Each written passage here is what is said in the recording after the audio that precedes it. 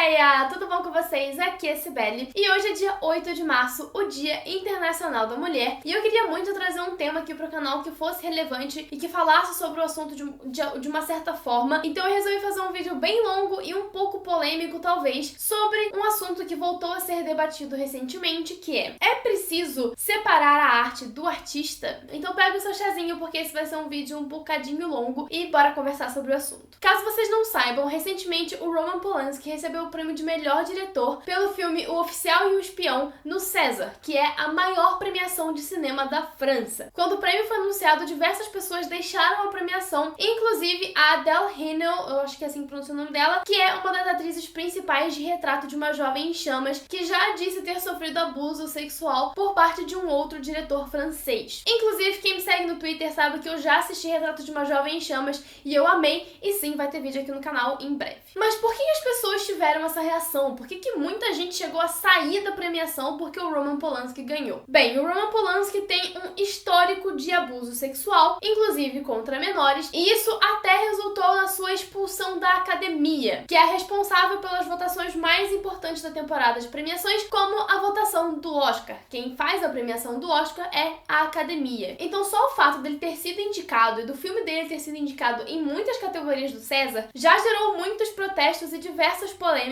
tanto que o próprio Polanski não foi à premiação com medo de ser linchado, segundo ele. E apesar de hoje em dia a discussão ser um pouquinho mais branda, já existe um consenso geral um pouco maior em relação a esse assunto, desde as primeiras acusações de abuso sexual contra o Harvey Weinstein e a criação do movimento Me Too, discute-se a tal separação entre arte e artista. Eu perguntei pra vocês lá no Twitter e também lá no Instagram o que vocês achavam do assunto, e eu recebi respostas muito diversas. Muitas pessoas dizendo que tem que separar sim, que a arte não pode ser vinculada ao artista, e outras pessoas já dizendo que não tem que separar, que é óbvio que não tem como separar a arte do artista. E aqui nesse vídeo eu não quero só trazer a minha opinião de forma rasa e superficial, eu quero abrir um espaço seguro para debate, eu quero conversar com vocês nos comentários sobre o assunto, porque eu acho que esse é um tema importante, e por isso que esse vídeo é tão longo, o roteiro tem 7 páginas, porque eu realmente queria debater com vocês o que é realmente isso de separar a arte do artista e se isso realmente é possível, tanto num contexto como esse, quanto em qualquer outro contexto. Eu acho que o primeiro ponto desse vídeo é a gente reconhecer que nós estamos falando sobre arte. Ninguém diz que a gente precisa separar o indivíduo do seu trabalho quando esse indivíduo é um médico, por exemplo. Quando um médico violenta alguém, especialmente uma paciente, ele não só é investigado e preso, como ele também perde a sua licença para praticar medicina. Ele nunca mais vai poder praticar medicina na vida dele. Ou, em alguns casos, nunca mais vai poder praticar medicina naquele estado ou naquele país. É importante nós pensarmos aqui que muitas profissões são organizadas no sentido em que você precisa de uma licença para praticá-las. E a arte não. Sim, existem sindicatos, existem organizações que regulamentam certas profissões artísticas, mas você não precisa de uma licença para fazer arte. Você pode fazer arte da sua casa. O artista, ele não tem uma licença que pode ser revogada e que impeça ele de praticar arte por toda a sua vida. Ou seja, no nosso contexto atual, a licença para um artista fazer a sua arte é o patrocínio, é o dinheiro. Sem dinheiro se torna muito mais difícil fazer arte e muito mais difícil ainda fazer uma arte bem sucedida, porque o patrocínio não tá ali só para pagar pela sua arte, mas também para divulgá-la. Só que nós não agimos assim com cineastas. O Polanski, ele é só mais um dos ótimos exemplos de um homem que cometeu violência sexual, foi condenado por essa violência nos Estados Unidos, mas antes de ser preso, ele fugiu para a França, porque a França não tem um acordo de extradição com os Estados Unidos, então ele não pode ser preso na França por causa de uma condenação que ele tem nos Estados Unidos. Ou seja, eu quero deixar bem claro aqui que o Polanski não tem acusações contra ele. Ele foi objetivamente declarado culpado perante um juiz e um júri nos Estados Unidos. Mas ele não só continua recebendo patrocínio para fazer sua arte, como também continua sendo premiado por ela. E a grande pergunta aqui é, por quê? Por que nós somos capazes de separar um indivíduo do seu trabalho, mas quando nós falamos sobre arte, isso se torna tão mais difícil? Eu acho que aqui existem diversos recortes que nós podemos fazer, mas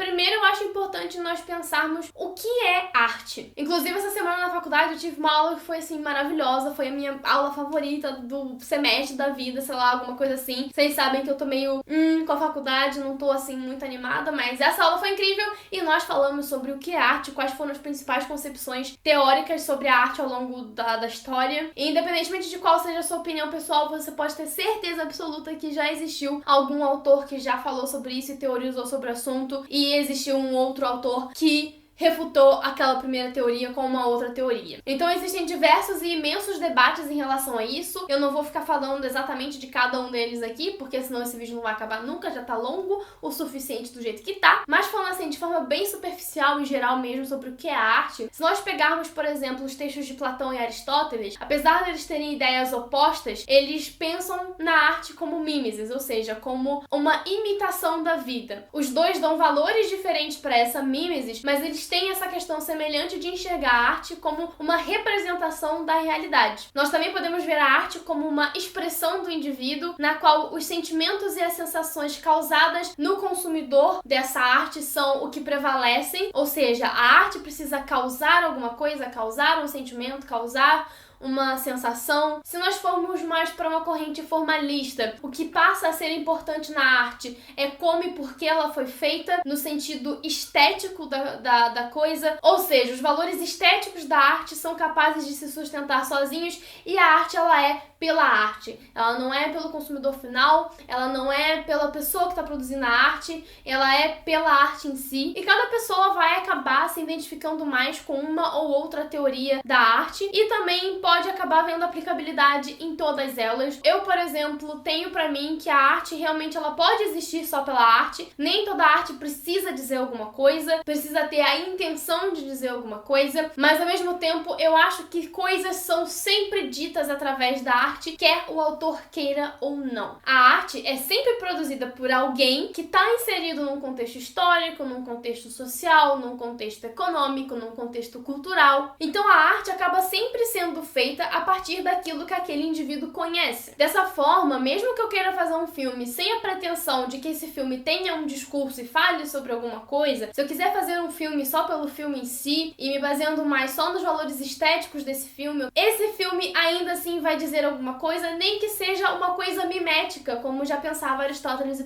Platão. Porque não tem como a minha arte fugir da realidade na qual eu estou inserida. E por outro lado, nós temos o receptor dessa arte, que tem a sua própria bagagem e que vai interpretar os signos que estão presentes naquela arte. Ele pode escolher ou não interpretar essa arte conscientemente, mas inconscientemente essa arte vai tocá-lo de alguma forma, mesmo que ele não saiba explicar de que forma que está sendo tocado. E onde é que eu quero chegar com isso? Pra quem não sabe, eu tô dirigindo a minha terceira curta-metragem na faculdade, e essa é a mais séria de todas elas. É a primeira curta-metragem que eu sinto que é aquela que eu quero que seja o meu primeiro trabalho, ao invés de ser uma curta-metragem que é um exercício para a faculdade. Mas eu tô falando sobre isso porque eu, enquanto artista, eu mesma, não consigo me separar da minha arte, porque aquele é o meu trabalho. É a minha visão, é a minha expressão. Eu tenho uma temática, eu tenho uma coisa que eu quero falar com esse filme, mas mesmo que eu não tivesse, esse filme ainda diria alguma coisa, nem que fosse alguma coisa sobre mim. Porque um filme e qualquer outra arte passa por uma série de decisões e escolhas por parte do artista. Então, se eu decido que a personagem principal vai usar uma cor específica, eu tô tomando uma decisão, e essa decisão significa alguma coisa. E é por isso que o cinema, enquanto arte, tem uma linguagem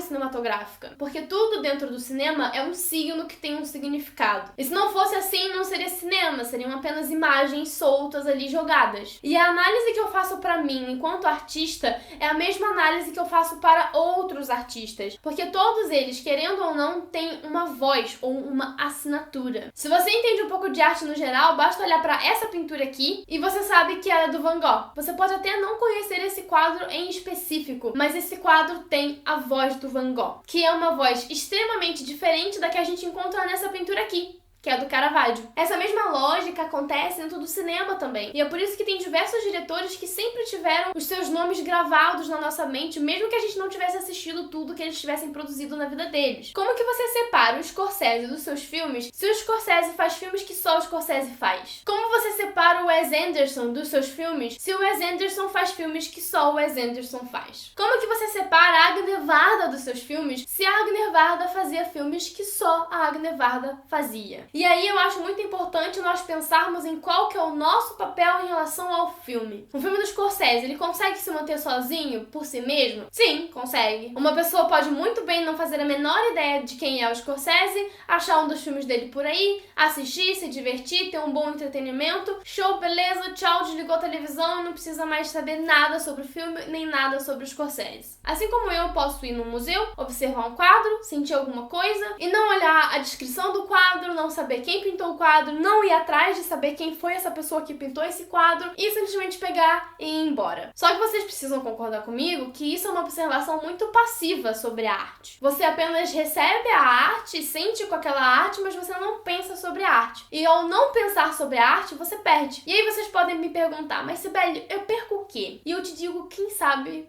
tudo. Provavelmente vocês já passaram pela experiência de assistir um filme e ficar o tempo todo se perguntando, quê?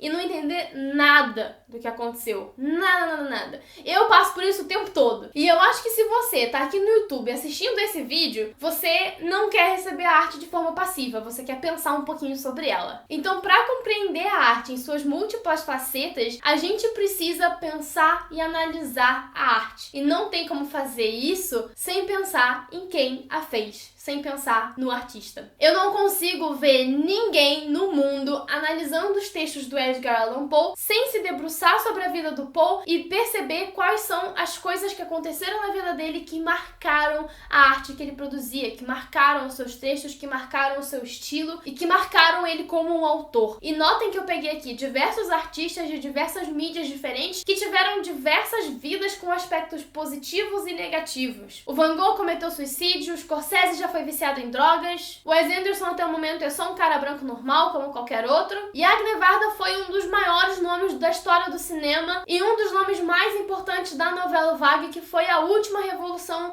no cinema live action. E eu peguei esses exemplos de propósito, porque a gente nunca discute se a arte tem que ser separada do artista quando o artista é uma pessoa de boaças, quando o artista é uma pessoa legal, uma pessoa que, mesmo que tenha seus problemas, mesmo que às vezes sofra de depressão, ou às vezes tenha vícios em drogas e passe por momentos difíceis na vida, ainda continua sendo uma boa pessoa, só uma boa pessoa com dificuldades, o que é normal, estamos vivendo, é isso aí mesmo. Ninguém fala que a gente tem que separar a Lady Gaga das músicas da Lady Gaga, mas a gente ouve por aí que tem que separar o Chris Brown das músicas do Chris Brown. Ninguém fala que a gente tem que separar a Ava DuVernay dos filmes da Ava DuVernay, mas a gente tem que separar o Polanski dos filmes do Polanski. A gente tem que separar o Kevin Spacey dos filmes do Kevin Spacey. A gente tem que separar o Bryan Singer dos filmes do Bryan Singer. A gente tem que separar o Harvey Weinstein dos filmes do Harvey Weinstein, dos filmes que ele produziu. Vejo um padrão. Não sei se vocês viram o mesmo padrão que eu, mas eu percebi um padrão aí. Bem, eu acho que nesse ponto do vídeo já ficou bem claro qual que é a minha opinião, não é mesmo? Eu acho que é impossível você separar a arte do artista,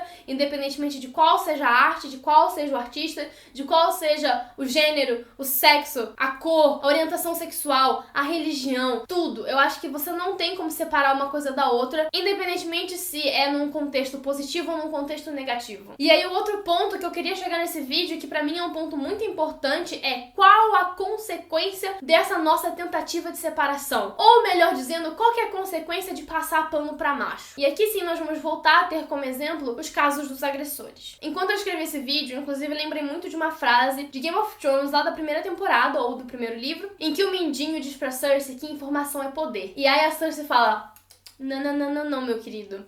Poder é poder. E eu acho que essa frase da Cersei se encaixa muito bem aqui. Quer você queira ou não, quer você goste ou não, nós vivemos numa sociedade capitalista e o que confere poder às pessoas é o capital. Eu não sei se vocês sabem, mas a indústria cinematográfica é a segunda maior e mais lucrativa indústria dos Estados Unidos, perdendo somente para a indústria de armas. O cinema é arte, mas também é muito claro que o cinema também é dinheiro. Como eu já disse lá no início desse vídeo, talvez você tenha esquecido porque esse vídeo tá gigante, ao contrário de outras profissões, não existe uma licença que permite as pessoas fazerem arte. Portanto, a licença da arte é o dinheiro, é o patrocínio. Então, o que acontece quando a gente premia alguém num dos grandes festivais, nas grandes premiações de cinema? E aqui eu vou usar exemplos de cinema, mas você aplica aí pra indústria que você gostar mais, a indústria da música também, é a mesma treta. Existe a pessoa que detém o capital e os meios de produção, que nesse caso são os donos dos grandes estúdios. Disney, por exemplo. Essas pessoas investem nos artistas que eles acham que vão trazer retorno sobre o investimento, através de prêmios, através de reconhecimento e através de bilheteria. Os filmes, então, são produzidos, são promovidos comercialmente e também são promovidos na temporada de premiações, o que posteriormente vai trazer mais promoção comercial ainda e mais bilheteria e mais lucro, e assim fica o ciclo do dinheiro dentro da indústria de cinema. Dentro dessas premiações existem as pessoas que votam, obviamente. Cada premiação tem a sua própria maneira de funcionamento, mas de uma forma ou de outra, pessoas vão votar nos filmes que elas acham que foram os melhores filmes do ano. Então vamos lá, existem as pessoas que pagam pelos filmes, as pessoas que premiam os filmes. Existem também as outras pessoas que fazem filmes e também têm notoriedade. E por fim existem os espectadores, que a princípio parecemos ser assim a parte mais fraca dessa hierarquia toda, mas no fundo nós somos uma das peças mais fortes, porque é o volume de espectadores que faz a roda dessa indústria ficar girando. Então quem recebe o dinheiro dos grandes estúdios recebe logo de cara o poder de fala. Cuidado, não repetir com lugar de fala. O que eu tô falando aqui é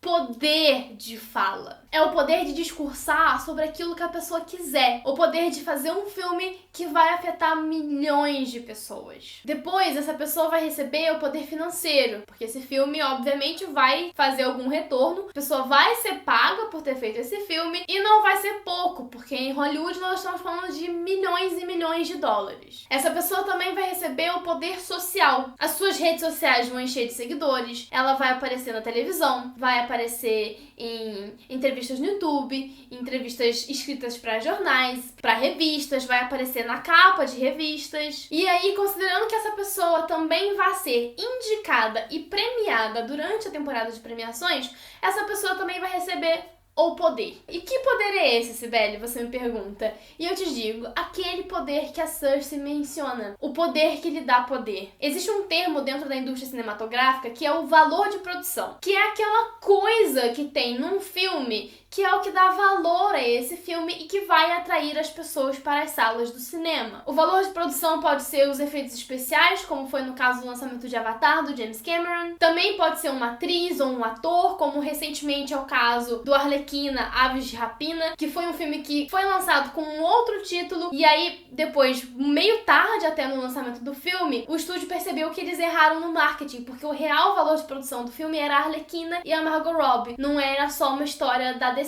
Então o filme foi de Aves de Rapina, a fantabulástica emancipação de Arlequina, para Arlequina, Aves de Rapina. Então até o marketing do filme é feito em cima do valor de produção. E existe um valor de produção muito importante e que ganhou muito destaque depois da novela Vague, que é a figura do autor. Você sabe que o autor, ou no caso o diretor, é o valor de produção do filme quando o nome do diretor é maior do que o nome do filme nos pôsteres ou então nos trailers e em todo o material de divulgação. Eu vou pegar um exemplo disso nos livros, que é o caso do Stephen King. Tem muitos livros do Stephen King que você tem grande na capa, Stephen King, e depois pequenininho tem o nome do livro. Porque o nome do livro não interessa, o que interessa é que o livro é do Stephen King. E no cinema, por exemplo, isso acontece muito com o Tarantino. O nome do Tarantino é mais importante do que o título dos filmes do Tarantino. Não é o filme que vende, é o Tarantino que vende. E é mais ou menos esse o tipo de poder que essas pessoas recebem. Elas passam a ser um valor de produção gigantesco porque o poder que elas têm lhes confere cada vez mais poder. E isso é algo que é feito naturalmente, não tem como evitar. É a forma como a indústria funciona atualmente, especialmente em países muito grandes como Estados Unidos e França. Quando nós premiamos alguém, nós estamos celebrando aquela pessoa, celebrando o trabalho daquela pessoa. E inclusive eu recebi no Instagram um inscrito perguntando: mas o prêmio vai pro filme ou vai pro diretor? E eu me perguntei, tem como o prêmio ir pro filme sem ir pro diretor? Tecnicamente que até tem, dependendo da categoria a qual o filme está sendo premiado. Por exemplo, o prêmio de melhor filme não vai para o diretor do filme, vai para o produtor do filme. Só que você não tem realmente como separar a figura do diretor dessa premiação. É o nome dele que está nos jornais, é o nome dele que está no material promocional do filme, é o nome dele que está como a pessoa responsável por aquele filme. O filme, como mercadoria a ser explorada, pertence aos produtores, mas o filme como expressão artística pertence ao diretor e também a todos os outros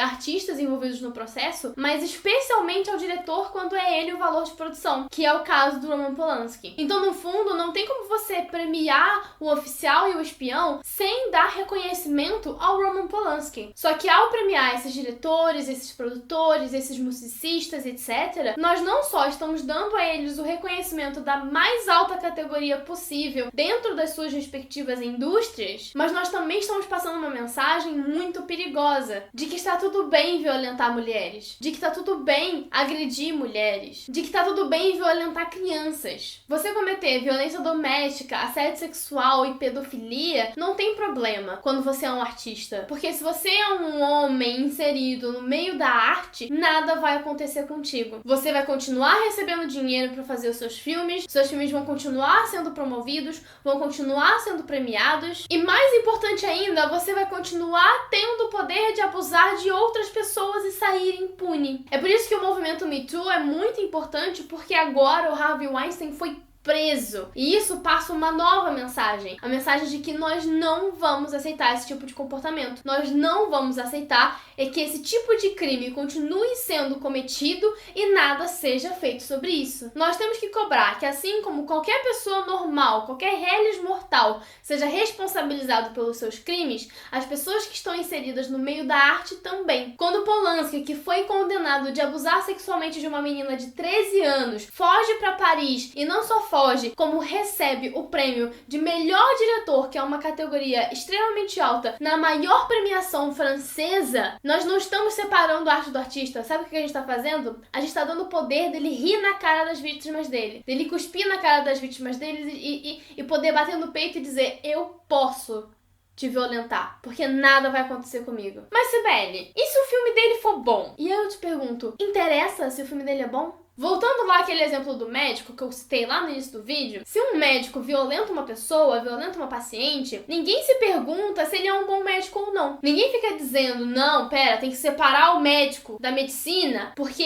ele é um bom médico. Ele é muito inteligente, então a gente não pode punir ele. Por que diretores de filmes, produtores, músicos são a exceção? Por que o meio da arte tem que ser uma exceção a isso? E eu quero deixar claro aqui que eu não tô falando pra gente renegar a arte e esconder essa arte e deixá-la cair no esquecimento. Eu tô falando sobre a gente parar de exaltar esses artistas e colocar eles num pedestal. Colocar a arte deles num patamar de suprassumo da boa arte. Se tem uma coisa que me irrita muito, por exemplo, é quando eu tô numa aula e algum professor passa um exemplo de filme do Woody Allen, perguntam se a gente já viu filmes do Woody Allen, e quando eu respondo que não, que eu nunca vi, eu recebo: nossa, como assim você nunca assistiu Woody Allen? Como assim você nunca viu nenhum filme desse grande cineasta? Mas ao mesmo tempo eu não vejo esse choque todo em relação a diretoras mulheres, a diretores negros, a diretores LGBT, que também marcaram a história do cinema, porque tiveram muitos. Eu não tô dizendo que os filmes do Woody Allen são inválidos, eu não tô dizendo que os filmes do Woody Allen não sejam bons,